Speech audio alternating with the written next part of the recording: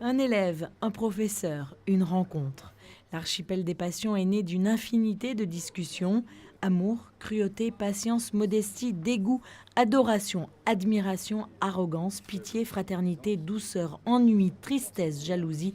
Autant de sentiments liés à la question du sensible qui s'entremêlent dans cet ouvrage qui se lit comme un petit traité des passions.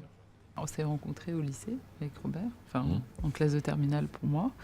Et donc Robert était mon professeur et donc ça a été vraiment pendant une année scolaire. J'ai suivi les cours de Robert sans jamais avoir de discussion en dehors des cours avec lui. Et puis c'est 2 ans plus tard où j'ai écrit une lettre à Robert en le remerciant de ce qu'il m'avait transmis en cours. Et du coup, on s'est revus et on a parlé justement de poursuivre un projet autour de la philosophie, d'un prix de philo et de projet des rencontres ensuite qui est né par la suite. Étant donné qu'on était toujours en train de discuter, qu'on faisait des références, qu'on se renvoyait des textes, qu'on se citait réciproquement des textes, et que tout d'un coup l'idée de mettre ça sur papier est venue tout à fait naturellement, quoi. Ce qui a pu être un peu dur, c'est peut-être le fait d'être pas intimidée, mais pour moi de me dire j'écris voilà, sur un pied d'égalité, nos 2 voix sont ensemble. C'est la première fois que je fais ça et Robert, ça fait des années qu'il écrit tous les jours des articles qui sont publiés, donc il y avait aussi un petit peu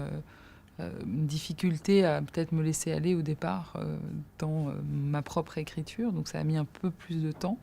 Mais après, accorder nos pensées, nos voix, ça n'a pas été compliqué. Et puis, je pense que le livre est fait de telle sorte qu'il peut y avoir ces variations. On ne sent pas de dissonance. Et puis, il y a des spécificités. Et en même temps, c'est harmonieux. Donc, voilà. Les gens comprennent tout de suite quel est le rôle de la philosophie dès qu'on dit que la philosophie ne parle pas seulement de l'ego transcendantal ou de la réduction phénoménologique, mais ça parle aussi de la peur, du courage, de l'envie, du désir. Et du coup, les gens sentent, alors si ça parle du désir ou de l'envie ou de la jalousie ou de l'autorité ou de l'arrogance, je suis aussi concerné. Et c'est peut-être un premier pas vers la philosophie, justement. Ancré dans le savoir philosophique, l'archipel des passions a nécessité 2 ans d'échanges et de réflexion. Rédigé dans un style clair et simple, il éclaire nos affects de manière vive et intense.